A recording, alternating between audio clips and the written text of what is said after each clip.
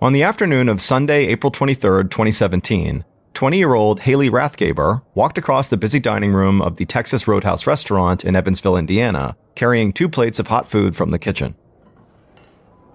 Haley stopped at a table near a window and set the plates down in front of a pair of customers. Then she gave a big smile and told them to enjoy the meal. But as Haley walked back towards the kitchen, she happened to glance up at the clock on the wall, and when she saw the time, her smile totally disappeared and she felt this jolt of anxiety. Haley knew in a little under an hour, her shift would be over, and she would no longer have work to take her mind off this insane secret that she was keeping from almost everybody she knew. Earlier that month, one of Haley's best friends, a young woman named Jordan Hughes, had lost her 10-month-old baby in a devastating accident. Jordan's boyfriend, who was not the baby's father but was helping take care of him, had been home alone with the baby. He'd strapped the baby into a car seat and started walking down the stairs in the house when he suddenly tripped over a diaper bag, and he and the baby both went tumbling down the steps, which ultimately resulted in the child's death. Or at least, that's what he had told his girlfriend Jordan and the police. Jordan had gotten the news quickly about her child and rushed to the hospital, hoping her baby would survive. And she told Haley everything that had happened and asked Haley to go to her house to pick up some things for her and bring them back to the hospital. But when Haley got to Jordan's house, she quickly realized that the story Jordan's boyfriend had told them didn't make any sense. The diaper bag that the boyfriend had supposedly tripped over was neatly placed on the couch, and it looked like it had never even been used, let alone tripped over in this dramatic fashion that the boyfriend had described. Haley had also noticed there was no scuff marks on the stairs or the nearby wall. Nothing anywhere inside the house appeared to be damaged or in disorder, and practically everything she saw seemed to contradict the boyfriend's story. And so by the time Haley had left Jordan's house, she was convinced that Jordan's boyfriend, a guy named Thaddeus Rice, was lying. And when the baby had eventually died at the hospital, Haley felt almost positive that Thaddeus had something to do with the baby's death. Back in the busy restaurant, Haley grabbed more food from the kitchen and delivered it to one of her tables. For some reason, whenever she was helping customers or talking to her close friends she worked with, a small group that called themselves the Roadies, she could totally block out everything she'd seen in Jordan's house. The second she closed out her final table, Haley felt like she might have a panic attack right there in the middle of the restaurant. Haley took a seat at the restaurant bar and tried to catch her breath. She removed her work apron and then reached inside the front pouch of the apron and pulled out a thick wad of cash, her tip money for the night. She slipped the cash into her jeans pocket and just kept taking deep breaths, trying as hard as she could to calm herself down. Haley suddenly felt a hand on her back, and she turned and saw her friend and coworker, Ainsley Bowles, take the seat next to her. Haley had only shared the secret with 2 people, her mother and Ainsley. And while Haley's mother had told her to go talk to the police immediately about Thaddeus, Ainsley understood why Haley still had not done that. Because Ainsley and Haley were both afraid of Thaddeus. He was their friend's boyfriend, so they'd always tried to get along with him, but they knew Thaddeus had a criminal record and had been involved in at least one rape case. Ainsley asked Haley how she was holding up, but before Haley could answer, another member of the roadie crew, Jake Allen, walked up to the bar and announced that he was hosting a small hangout after he got off work, and if anybody wanted to come over and have drinks, they were welcome. He said so far, their friend and fellow roadie, Isaiah, would be there, but he was hoping more people would come. Haley thought about it for a second. Now, she loved hanging out with Jake and Isaiah and the rest of the roadie's crew, and specifically with Jake and Isaiah, she would typically confide in both of them about everything, like she did with Ainsley. But right now, she just didn't want to tell these guys what was going on with her, because Jake and Isaiah could be very protective of Haley and Ainsley, and she didn't want them doing anything stupid or drastic once they learned about her theory around Thaddeus and the baby. Also, Haley and Ainsley had a big exam in one of their college classes the following morning. And so ultimately, Haley and Ainsley thanked Jake for the offer, but said they would both have to pass this time. Jake said he totally understood, but if either of them changed their minds, they knew how to reach him. Jake returned to work, and Haley and Ainsley stayed at the bar. And at some point, in a voice barely above a whisper, Ainsley asked Haley if she was going to finally tell Thaddeus's girlfriend, or the cops, about her suspicions. Haley looked down and said she still had no clue. Every time she thought about it, she got so scared about what Thaddeus might do to her.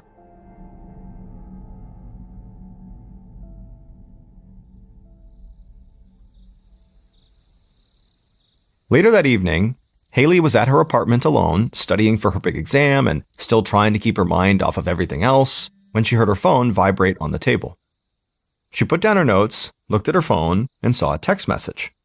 After reading it, Haley thought about it for a second. She knew she really should keep on studying, but this diversion might help her relax for a bit. So she picked up her phone and replied to the message, and then afterward, she headed to the bathroom to put on some makeup and also change out of her t-shirt and sweats and put on a pair of jeans, a long-sleeve shirt, and a jacket. She was ready to go out.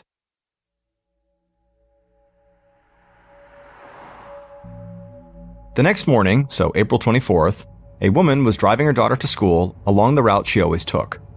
She knew this route so well, in fact, that sometimes she found herself zoning out completely while driving it, almost like she was on autopilot. But on this morning, as she approached the soccer field that stood out from the endless grassy overgrowth that surrounded the area, something caught this woman's attention. At first, she couldn't make out what she was seeing. All she could tell was that there was something strange in the soccer field's gravel parking lot. And then, as she continued down the road and got a little bit closer and realized what she was seeing, the woman slammed on the brakes and told her daughter to wait in the car. The woman got out of her car and ran over to the soccer parking lot, hoping maybe her eyes had just played a trick on her and she hadn't really seen what she thought she saw. But when she got closer, she knew she had been right. She grabbed her phone and called 911.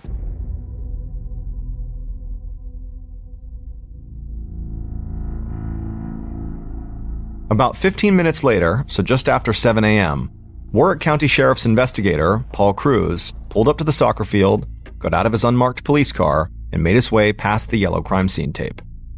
Cruz greeted the deputies and members of the forensics team who had arrived shortly before him. Then he walked past them and continued a bit further across the lot, and there he saw a young woman lying dead in the gravel. Cruz knelt down next to her and saw a wound in the back of her head, which clearly looked like it came from a gunshot, and he also saw a blue towel that was covered in blood lying next to her. Cruz scanned the ground near the body, and he didn't see any drag marks or anything to indicate that this young woman had been taken to this location by force. He and the forensics team would obviously need to do a lot more work, but for now, Cruz figured the most logical explanation was that this young woman had been walking through the lot when someone approached her from behind and shot her. Cruz looked around the lot and got an eerie feeling. He didn't see a single streetlight or lamppost anywhere in sight. This area was totally desolate, so if this young woman had been killed last night or early in the morning, it would have been pitch black here. Cruz had no idea why this young woman was walking through this dark parking lot, but he did know it would have been really easy for someone to follow her without ever being seen. Cruz crouched down over the body again, and he noticed an area of bare gravel on both sides of one of the dead woman's legs. It almost looked like she had made a partial snow angel in the gravel with that leg, and this really upset Cruz, because it likely meant that this young woman had not died immediately after being shot. She had fallen to the ground and squirmed before dying. Cruz stood back up and stepped away from the body, and then asked a crime scene investigator if he or anyone else had found a wallet or any kind of ID at the scene. But the crime scene investigator just shook his head. The dead woman had nothing on her. No wallet, no cell phone, no keys, nothing. They had no idea who this victim was.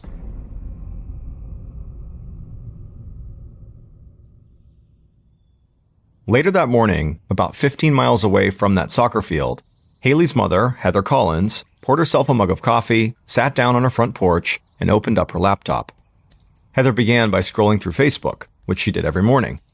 But, as she read through the posts in her feed, she began seeing something that disturbed her. All her friends from town were posting the same story from the local news. It was about this unidentified young woman who was found dead that morning outside of town.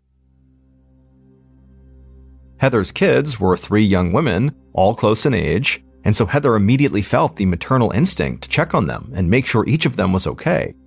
And so she promptly sent text messages to her 2 youngest daughters and then also to Haley, her oldest daughter.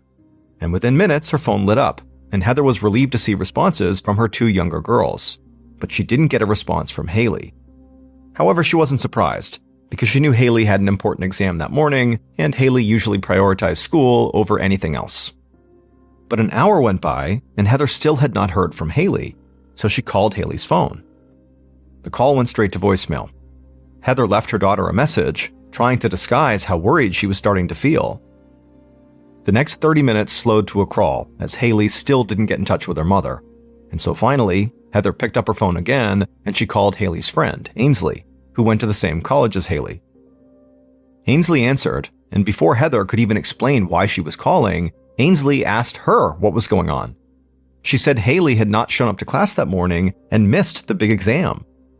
When Haley's mother heard this, she immediately felt sick to her stomach and had this horrible sense of dread come over her. Heather hung up and began talking aloud, trying to soothe herself. This was not her child out by the soccer field. It couldn't be her. It can't be her. Heather kept repeating this over and over again like a mantra, trying to convince herself that Haley was really safe, but it didn't work. So, after desperately waiting to hear back from Haley for a bit longer and still not hearing from her, Heather grabbed her phone once more and called a friend of hers who happened to be a detective for the Evansville Police Department. And when the detective answered, Heather told him that she had heard the news about the unidentified body and she couldn't get in touch with her daughter Haley, and she was now really worried. Heather's detective friend told her that given where the body was found, that this case was actually out of his jurisdiction. However, he did have some contacts at the Warwick County Sheriff's Office, and he said he would call them to see what he could find out.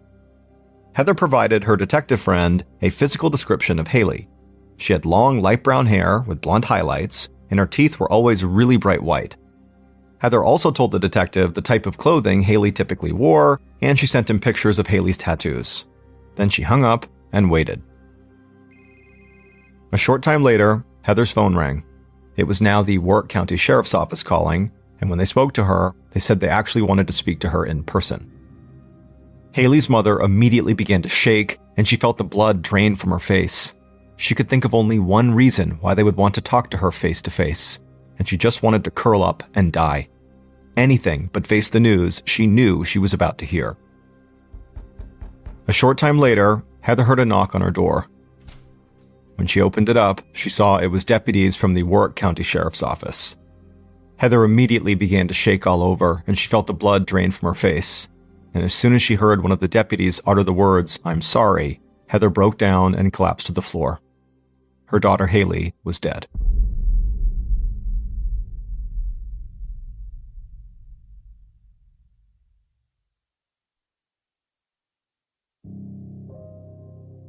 Later that afternoon, investigator Cruz walked away from the crime scene at the soccer field, got into his car, and began driving across town. And as he drove, he felt very frustrated. Earlier, he'd gotten a call from the station, so he now knew his victim was a college student named Haley Rathgaber. But that was about all he knew. He and his team had thoroughly combed the crime scene and the area surrounding it, but almost nothing had come from their search. Not even a single shell casing had turned up.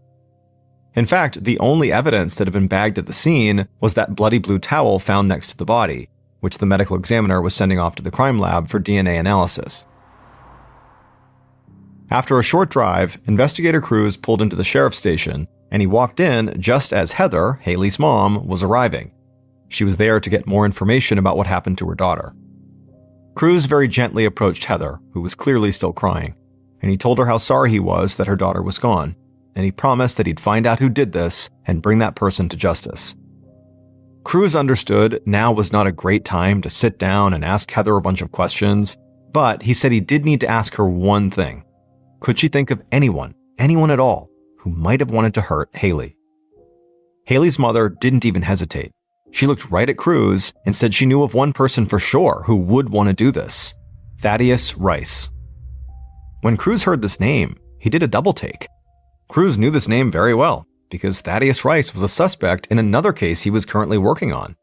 So now Cruz really wanted to know more if Heather was comfortable still sharing. Heather said, of course, and she proceeded to tell him the whole story. And as Cruz listened to Heather, he knew exactly where the story was going, because this story was the other case he was investigating: the death of Thaddeus's girlfriend's baby boy. Heather told Cruz that Haley suspected Thaddeus might have been directly involved in the death of that baby. And so Heather said if Thaddeus knew Haley suspected him, he would have every reason to want to shut her up.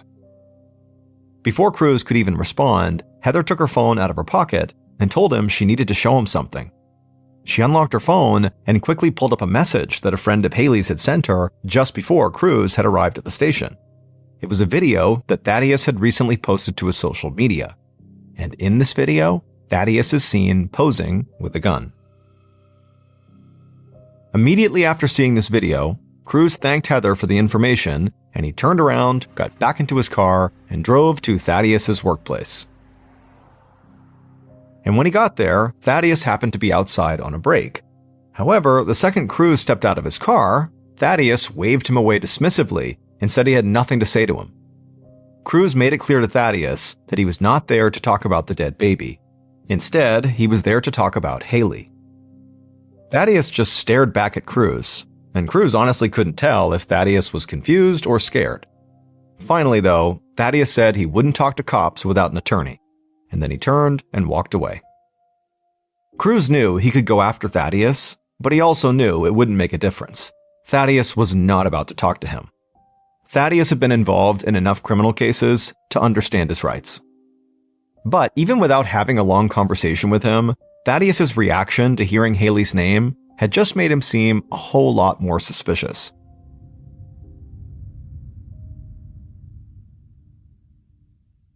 Around the same time Cruz was confronting Thaddeus, a young man named Isaiah Hagen sat on his front porch staring at his phone. Isaiah was Haley's close friend and coworker, one of the members of the Roadies crew, and right now he was looking at a series of text messages from other members of that group, specifically his friends Jake and Ainsley, saying that Haley had been found dead by the soccer field just outside of town. And so Isaiah was just processing it and beginning to cry, and then right at that moment, he heard his mother inside the house behind him, and he instinctively just got up, went inside, and hugged his mom, and began crying even harder. She asked him what was wrong, and Isaiah told her about Haley, and his mom couldn't believe what she was hearing. She worked for the county sheriff, so she knew all about the young woman who'd been found at the soccer field, but she had no idea this young woman was one of her son's good friends. Isaiah hugged his mother tighter and told her that none of this made any sense, because he'd just seen Haley the night before, and everything had seemed fine. How could she be dead? Isaiah's mom pulled away from him, and she told him she understood how upset he was, but he really needed to go talk to the lead investigator right away, because even if Isaiah didn't realize it, he might have seen something or heard Haley say something last night that could help investigators find her killer. Cruz was at the station sitting at his desk looking through Thaddeus's rap sheet when his phone rang. He picked up the call, and Isaiah introduced himself and said that his mother worked at the sheriff's station. Cruz asked if everything was okay, and Isaiah said he was calling about his friend Haley, the girl who'd been found at the soccer field. He explained to Cruz that he had just seen Haley the night before, and he wanted to help if he could. Cruz told Isaiah that he could help by walking him through everything he remembered from the previous night. This would help Cruz flesh out the timeline of Haley's final hours. Isaiah told Cruz that the night before, he had been at his friend Jake Allen's place playing video games when he got a text message from Haley. And in this text, she said she was going to meet someone at a local park where the college students sometimes hang out. And she asked Isaiah if he could give her a ride because she didn't want to leave her car there. Isaiah said that was no problem, so he had left Jake's place, went to Haley's, hung out with her for a minute, and then drove her to the park. Isaiah told Cruz he had no idea who she was meeting. He said he didn't ask her about it because it felt like it was none of his business, especially if she was meeting up with some guy who she was romantically involved with. Isaiah said after he dropped Haley off, he just went back to Jake's house and kept playing video games until very early in the morning. Inspector Cruz kept listening and writing everything down, but then suddenly Isaiah just went silent, and Cruz could hear him trying to catch his breath. And when Isaiah started talking again, it was clear he was very upset. He told Cruz he felt really guilty now, and he wished he had asked Haley who she was meeting, because maybe he could have done something to protect her, or at a minimum today been able to provide the police a suspect. Cruz told Isaiah that he appreciated him calling in, and that he would follow up if he had any questions. After getting off the phone with Isaiah, Cruz quickly scanned the list of coworkers that Haley worked with at the Texas Roadhouse, and just as he remembered, there was Jake Allen's name and a phone number right next to it. And so Cruz called Jake and asked him if he could verify the times he had hung out with Isaiah the night before, and Jake corroborated Isaiah's story.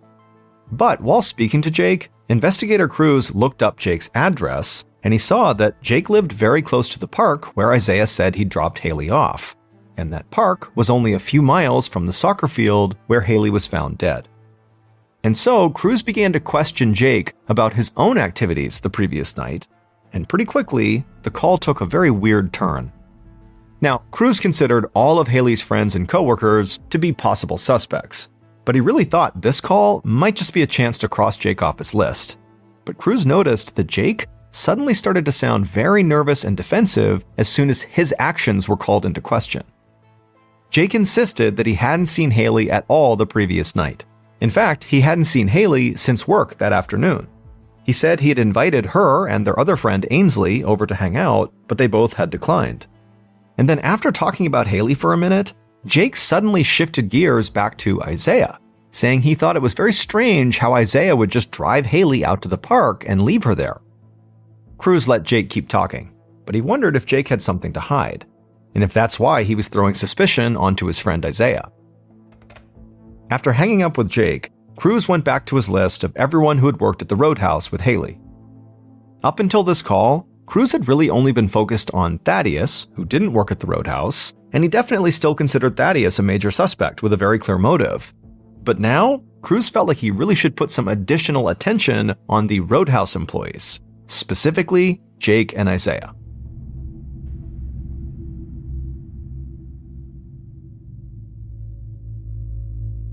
On the evening of April 26th, so 2 days after Haley's body had been found, Cruz and a couple of members from his team arrived at Jake's apartment. Cruz knocked on the door, and Jake's roommate answered. Cruz introduced himself and asked to speak to Jake. The young man turned and shouted for Jake, looking a little freaked out that a bunch of cops had just shown up at his door, and then the roommate walked away. A few seconds later, Jake approached the door, wearing a dress shirt with an untied tie hanging on the collar. Cruz said he was the detective who had talked to Jake on the phone, and he needed to ask him a few more questions. Jake said he understood, but he was getting ready to leave for a candlelight vigil some friends and family were having for Haley. This made Cruz pause for a second. His investigation wasn't even 2 days old, and he'd been going pretty much non-stop since it started, and he'd almost overlooked how young Haley was, and how many people her death must have affected. Still, Cruz needed some answers. He told Jake he would do his best not to keep him too long, but he needed Jake to go through everything he had done after he'd seen Haley at work on the day she died. And just like Jake had said to Cruz on the phone, he said after work he had gone home and met up with Isaiah to play video games. It was basically the same story. However, during this in-person exchange, Jake also said something about Isaiah that really stood out to Cruz and made him look at the case very differently. Cruz took notes on everything Jake told him, asked a few follow-up questions, and then he and his team left so Jake could get ready for the vigil. That night, a huge group of Haley's friends and family gathered by the soccer field where Haley had been found. The candles they lit cast a glow over the otherwise pitch-black parking lot. They laid down flowers, shared some of their favorite memories, and just talked about how much Haley had meant to all of them. Her closest friends from work left Haley's name tag and her Roadhouse cap and sweatshirt right next to a big handmade sign that simply said, "We love and miss you. Love, your roadies." On April 27th, the day after the vigil, Inspector Cruz received word from the crime lab that the results had come in on the bloody blue towel that had been found next to Haley's body. Only one DNA profile was found on the towel, and much to Cruz's disappointment, it was Haley's. Cruz had hoped he would catch a break and that these results would lead him right to the killer. But now that he knew that was not going to happen, he methodically went through his list of Haley's friends and coworkers another time. Thaddeus, who remained one of Cruz's primary suspects, still refused to say anything without a lawyer. But almost everyone else who had known Haley was willing to help and tell Cruz whatever they could. And the more Cruz spoke to Haley's friends, the more convinced he became that he was much closer to solving this case than he had initially thought, because a lot of Haley's friends said things that pointed him in the same direction. So Cruz came up with an idea of how he might be able to track Haley's movements before she got to the soccer field where she was ultimately found. He got in his car, headed to Haley's neighborhood, and just started knocking on the door of every house or apartment complex he saw that had a security camera or a doorbell with a video camera. He asked anyone who answered if he could have the footage from their cameras to help him solve a crime. And everyone he spoke to said he absolutely could. And so after Cruz collected all of that footage from Haley's neighborhood, he did the same exact thing in Thaddeus's girlfriend's neighborhood, which is where Thaddeus spent most of his time. Over the next couple of days, Cruz sat at the station and sifted through hours upon hours of security footage that he had collected. The experience began to remind Cruz of the old cliche about watching paint dry, and at times, Cruz felt he'd much rather be looking at a freshly painted wall than at endless grainy footage of houses and apartment buildings in suburban Indiana. Cruz kept fighting off sleep and tried to keep his eyes glued on the footage as hours passed by without anything eventful happening, until he hit pay dirt. For a second, Cruz wasn't even really sure he was seeing what he thought he was seeing.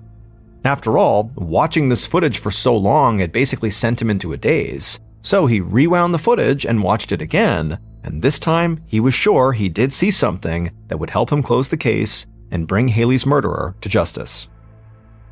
Cruz watched more footage to make sure he wasn't missing something. He also worked with his team to collect cell phone data, and he carried out a few more interviews just to be certain he was on the right track. And on April 29th, just 5 days after Haley's body was found, Inspector Cruz knew he had found Haley's killer. He arrested them, and after that, he discovered exactly what had happened to Haley on the night she died.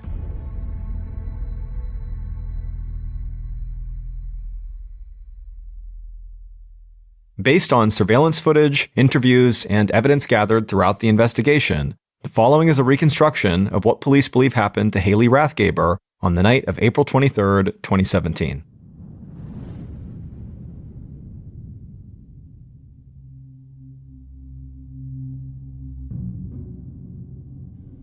Around 10:30 p.m. that night, the killer fished a 9mm handgun out of the closet and then left to go meet up with Haley. Haley got into the killer's car, and the killer began driving her to the soccer field just outside of town. When they got there, Haley and the killer stepped out of the car and began walking across the gravel parking lot near the field, with only the headlights of the killer's car and the flashlight on Haley's phone to light the way. As they walked, the killer let Haley walk ahead of them, and without Haley noticing, the killer silently drew their 9mm handgun, raised it up, aimed, and fired a single shot into the back of Haley's head. Haley stumbled, and the killer took several steps back and watched as she fell. Haley collapsed onto her back. The only part of her body that was working now was her left leg, which she jerked back and forth in the gravel as her brain slowly shut down. The killer just stood there and watched as Haley died. And in that moment, for a second, the killer felt bad about what they had just done. But regardless, after she was dead, the killer turned away from the body, went back to their car, and grabbed a blue towel they happened to have in the back seat.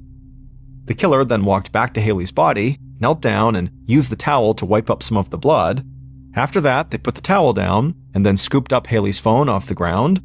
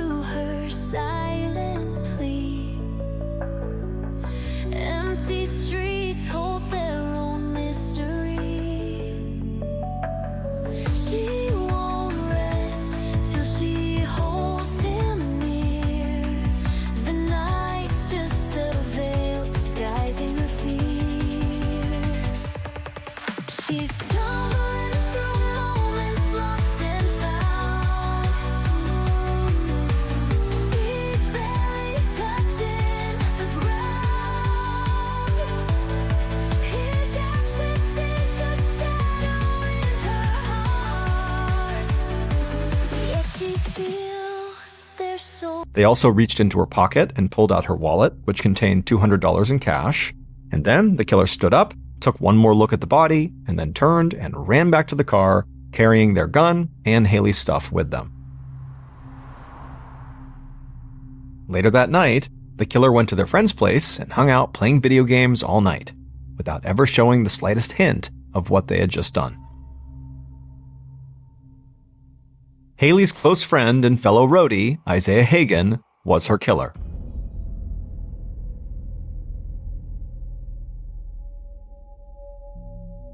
Isaiah, whose mother worked for the sheriff's department, had called Inspector Cruz and tried to make it look like he was helping the investigation.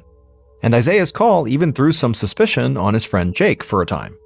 However, when Cruz and his team met with Jake on the night of the candlelight vigil, Jake started talking about his friend Isaiah. He hated to admit it because the two young men had been really close for years, but Jake said Isaiah had been acting really strange lately, and this was because Isaiah had run into some serious money problems.